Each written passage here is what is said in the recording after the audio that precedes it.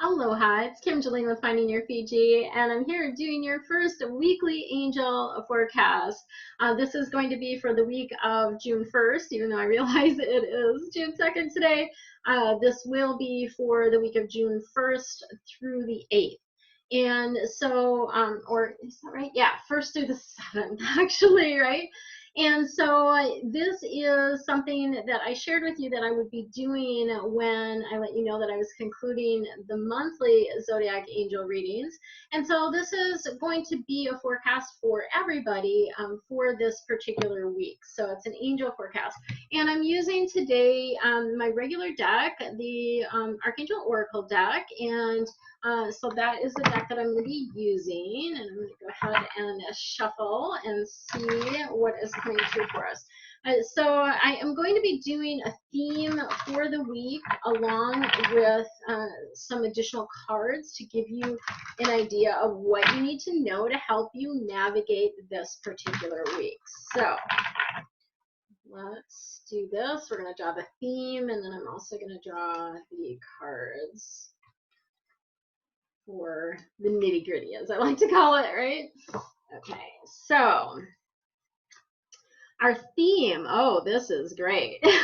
Our theme for this week is release. So this is Archangel Azrael, and makes me think of, I just got my hair cut, which is always a big release, and I had a lot of hair cut off. If you follow me on social media, on Instagram or Facebook, you will have seen the posts of how much hair was cut off and what the before and after looked like. But the release energy is a letting go. It is about oftentimes letting go of old patterns, letting go of old beliefs, letting go of relationships, careers, people sometimes in your life. And it is the end of something, right? So the end of a phase, the end of a situation, the end of something. But whenever we have this sort of ending energy, this release energy, there is always an opening for something new, right? So it's time for you to move on. It's time for you to move forward with something else, to move into something else. And it's interesting because yesterday I let go of something else as well. So it's interesting that this week the theme is about release. So it's time to move on. Let's see what other guidance they have for us. Okay, so this is interesting. So the release card is a shift or change card, and we have another one of those coming towards the end of the week as well. So what they're directing me, at least this week, is that we're going to have sort of the beginning of the week, the middle of the week, and towards the end of the week energy. So the beginning of the week, we've got the King of Earth coming in. Earth cards are all about how you make your money, what you need to do to be here on Earth, to be grounded on Earth. And it's a great card because this is the Midas touch, right? This is about whatever you do turning into success, and that this is a successful time for you. And so it's a really, really great card. These cards, when we have like the King of Earth, or the next one is the Queen of Air, they are duality cards. So they can be about a situation, kind of circumstances, and in particular, in this case, about accepting opportunities that you're being offered, that type of thing. But they can also be about a person that's coming in to help you or is going to swirl with you in some way. And this King of Earth is very, King of Earth is a very grounded person, very generous, very responsible, professional, practical. If you think of people that are grounded, right? That is that King of Earth energy. Okay, and then towards the middle of the week, we've got the Queen of Air.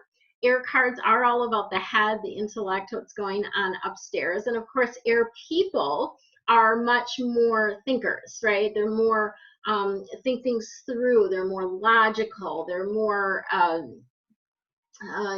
realistic, I guess, is a word a lot of people use for air people. But this particular card is about making decisions from an objective standpoint. So using your head. And it also has this energy of clearing, right? So in order for us to make decisions from the front part of our brain, which has the answers, versus the fight, flight, freeze area of our brain, which does not have the answers, we need to clear what doesn't serve us, right? So we need to let go. You know, this can be again about the decluttering. And for those of you that are haven't watched my declutter series yet, I am going to put a link to that below, and I am going to be pulling that. So it's free right now on YouTube, and I am going to be taking those videos down as I'm creating a course around that. So if you're wanting to watch that, I'm getting the guidance that I'm actually going to be taking that down by the end of this week. Or actually, I'm sorry, the end of, it looks like maybe the 11th or 12th is when, and I'll post it when I do the video here, the notes here. I will post when they're actually going to go down, so that you know that. But if you're needing to declutter, that's a great way to, you know, watch those videos and get that moving, right?